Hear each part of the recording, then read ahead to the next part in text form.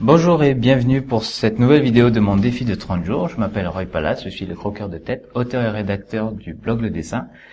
Et dans cette vidéo, je vais répondre à une question de Joseph qui me dit « J'ai beaucoup de mal avec les proportions des sujets et des objets à dessiner à main levée quand c'est une copie d'après photo. » J'ai une astuce assez simple à mettre en place pour les proportions lorsqu'on dessine d'après photo. Déjà, c'est d'avoir pour le début en tout cas, d'avoir une photo, un modèle, donc voilà mon petit modèle, qui soit au même format que le support. Déjà, ça va éviter pas mal de soucis, parce que on aura une possibilité en fait de corriger directement les proportions par mesure sur le modèle.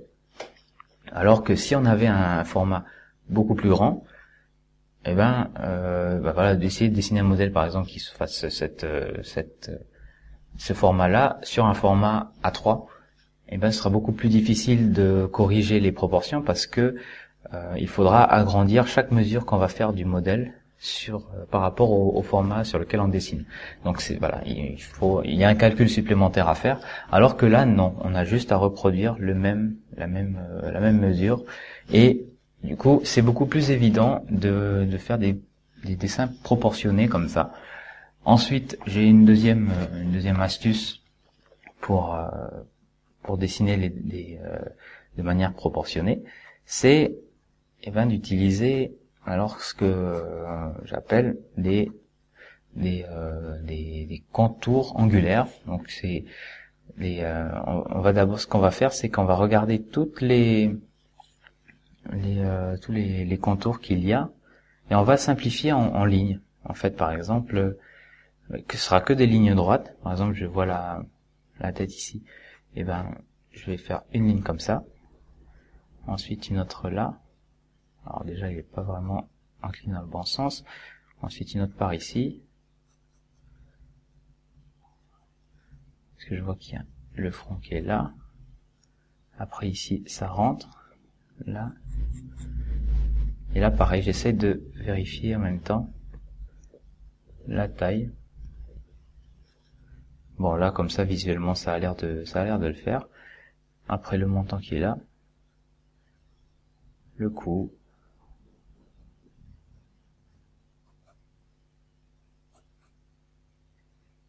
L'épaule, comme ça. En fait, c'est un entraînement pour obtenir un petit peu le fameux compas dans l'œil. À force, on aiguise quand même son sens des proportions de cette manière.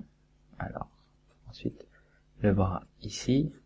Je ne vais pas pouvoir faire tout le dessin, comme ce sont des vidéos qui sont courtes, normalement. Mais je vais déjà vous montrer les angles macro. Donc ça, ce sont les angles macro. Alors, il y a ici aussi. Là, et je vois un peu le vêtement ici. Je vais quand même essayer de faire juste là. Alors, ici. Bon, on est un peu plus rapide. J'espère que ça prenne pas trop de temps. Là, ici, c'est pointu. Et en fait, dans cette étape-là, ce qu'on fait, c'est qu'on va faire abstraction de toutes les petites variations. On va prendre le contour, on va simplifier. Par exemple, vous voyez ici, il y a une petite bosse qui est en fait due à la pommette au niveau du modèle. Et moi, je l'ai pas retraduite. Alors si peut-être je devrais faire ça. Mais là, je commence à travailler un petit peu les angles micro. Alors ça, c'est la deuxième étape. Donc après avoir fait les angles macro, c'est-à-dire les angles qui sont plutôt synthétiques, générales et schématiques, vraiment très schématiques, on va travailler les angles micro. Et les angles micro, qu'est-ce que c'est les angles micro? C'est justement, on va reprendre ces angles-là qui sont déjà esquissés, et on va y inclure en fait les petites variations de contours. Par exemple, vous avez à ce niveau-là, vous avez le tissu qui fait des petites ondulations, donc on les reproduit toujours avec des lignes droites et des angles. qu'est-ce que c'est là, les bijoux dans la coiffe de la danseuse, par exemple. Bon là c'est costaud quand même. Tac, tac. Bon, là c'est vraiment pas évident, mais on y arrive. Voilà, et en bas ça rentre par ici. Enfin, bon, après pour là je fais juste le contour, donc au début c'est juste pour avoir le volume de l'ensemble là, mais après on peut faire la même chose pour l'intérieur, par exemple le visage, utiliser cette technique là pour les cheveux là, ici. Donc on repère bien la direction de chaque ligne. Moi, il est un petit peu trop prononcé. Après je redescends ici. À ce niveau-là, je devrais avoir l'oreille.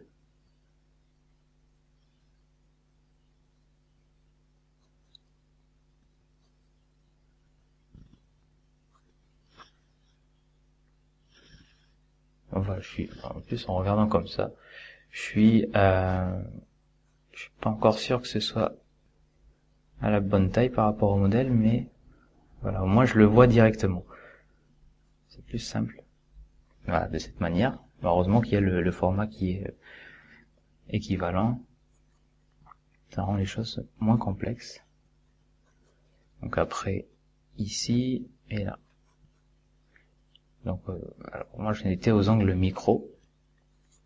Et j'étais en train d'ajouter des détails. Bon, il n'y en a pas énormément des détails là, à part dans les cheveux, mais par exemple ici, je vais faire pour un angle macro, juste une seule ligne avec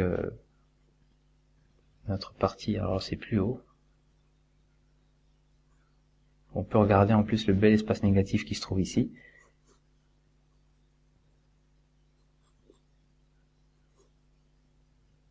On essaie de le reproduire, ouais, autant qu'on peut.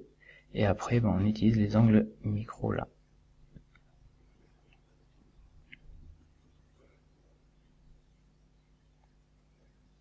Bon, pareil pour là.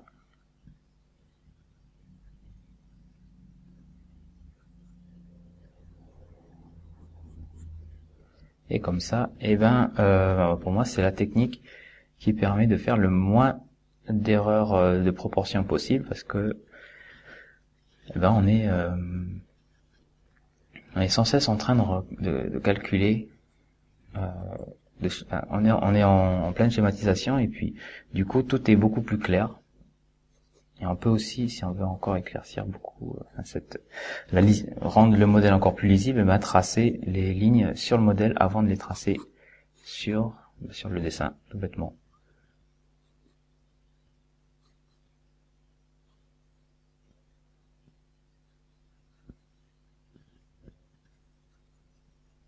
Et donc là on rentre vraiment dans les détails de chaque contour. Tac.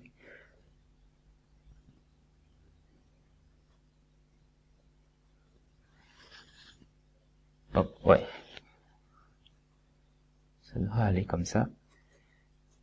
Juste là. Vous voyez que même pour les angles macro, en fait,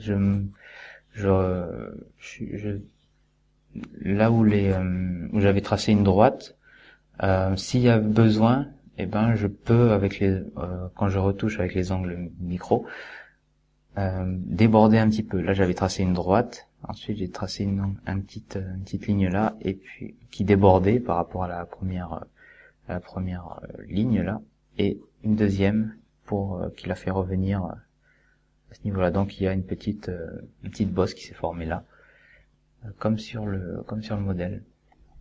Donc pour dire qu'on n'est pas obligé de suivre la ligne et d'être dessus comme ça tout le temps.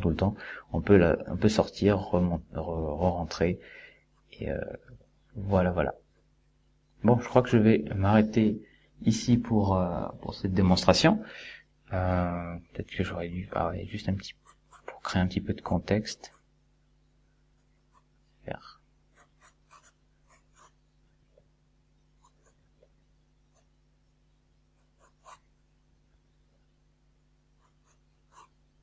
Voilà, pour des